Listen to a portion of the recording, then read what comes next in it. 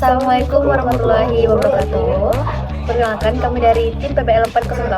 Hari ini kami akan melakukan praktikum lab 6. Stay tune. Selanjutnya, yaitu proses perakitan rangkaian sebagai bagian dari implementasi sistem MQTT.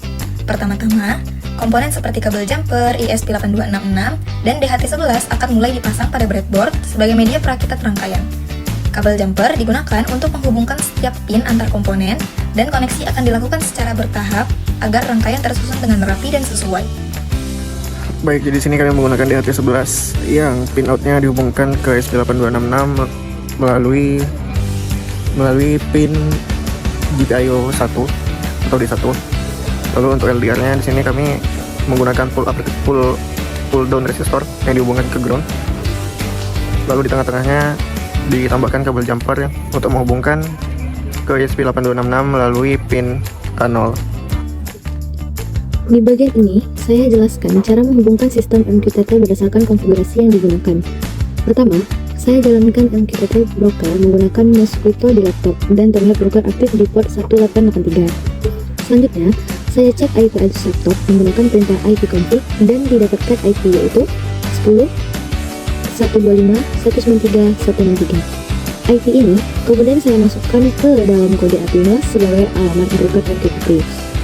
Setelah itu, saya upload program ke NodeMCU yang berfungsi sebagai publisher. Kemudian, NodeMCU akan membuat jaringan Wi-Fi sendiri.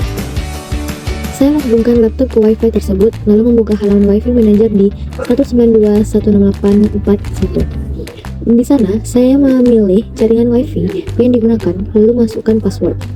Setelah tersimpan, NodeMCU akan restart dan terhubung ke jaringan Wi-Fi yang sama dengan laptop.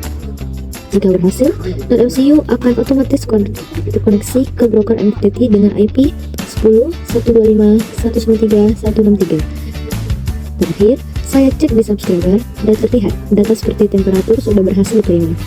Ini menandakan sistem sudah terhubung dan berjalan dengan baik. Program ini menggunakan library ESP8266 Wi-Fi untuk koneksi Wi-Fi, ESP8266 web server untuk web server, Wi-Fi Manager untuk konfigurasi jaringan, DHT untuk sensor DHT11, PAM sub client untuk MQTT, dan EEPROM untuk menyimpan alamat broker. Pada kode, pin D1 digunakan DHT11 dan A0 untuk LDR. Fungsi save MQTT, load MQTT, reconnected MQTT, dan handle root berfungsi menyimpan data broker, membaca data, menyambungkan ulang MQTT, dan menampilkan data sensor di browser.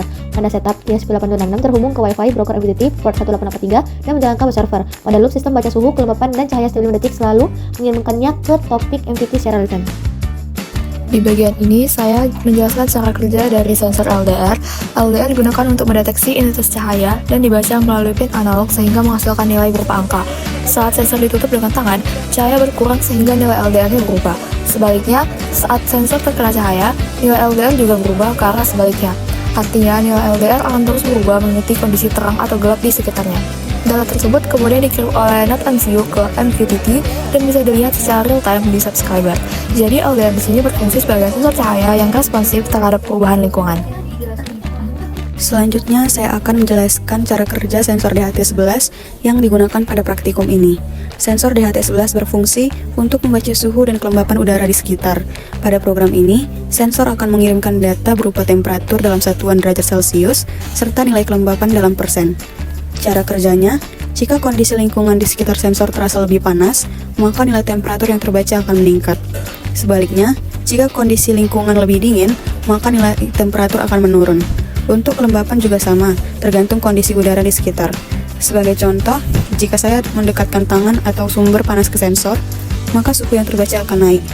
Dan ketika kondisi kembali normal, maka nilai suhu juga akan turun kembali. Di bagian ini saya jelaskan sebagai sumber pada website publish sensor. Data yang ditampilkan berasal dari topik MQTT yang disubscribe dari broker. Pada terminal terlihat topik seperti sensor temperatur, sensor humidity, dan sensor LDR. NodeMCU sebagai publish mengirim data ke topik tersebut melalui broker MQTT. Kemudian website bertindak sebagai subscribe yang mengambil data dari topik tersebut. Setiap ada data baru, website langsung menampilkan secara real-time. Hal ini terlihat dari data dari nilai temperatur, humidity, dan LDR yang terus berubah. Jadi, data pada website merupakan hasil subscribe dari MQTT yang dikirim oleh NodeMCU melalui broker.